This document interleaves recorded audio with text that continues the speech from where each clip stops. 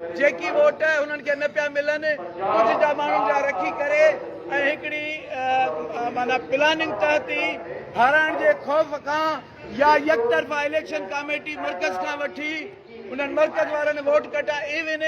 असांजे तालुके जो चेयरमैन जेको हुयो उनजो वोट दाख़िल न हुयो मुंहिंजो वोट दाख़िल न हुयो उहो कल्ह होॾो वरी पनो मोकिलियो अथऊं त हीअ वठो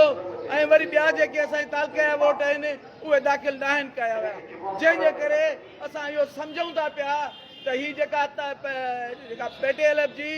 इलेक्शन थिए थी पई इहा यकतरफ़ा हिकु ग्रुप जी ऐं महर ग्रुप जी उहा यकतरफ़ा हिकिड़ी इलेक्शन आहे जंहिंखे असां रद्द था कयूं जंहिंखे असां इहो एहतिजाज करे असां कोर्टुनि जे ॾांहुं ऐं मीडिया ते झर्जा ते असांजो दरवाज़ो खुलियल आहे असां जिते बि वञी सघूं था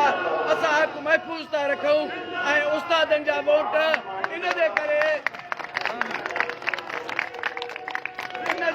कैंसिल किया विया आहिनि उन्हनि खे इन जे करे कटियो वियो आहे त जीअं नौजवान क़यादत न अचे छो त सर्विस स्ट्रक्चर बि नौजवाननि खे बि मिले ऐं सभु इहे उस्ताद नौजवाननि खे बि मिलनि जंहिंजे करे ई हाराइण जे ख़ौफ़ खां उन्हनि सभिनी दोस्तनि जा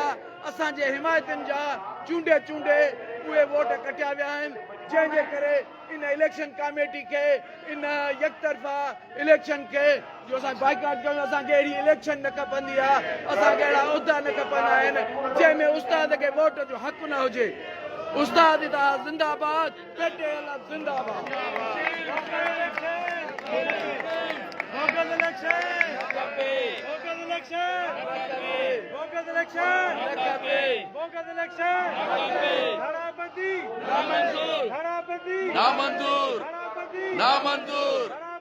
नामंजूर बोगस इलेक्शन न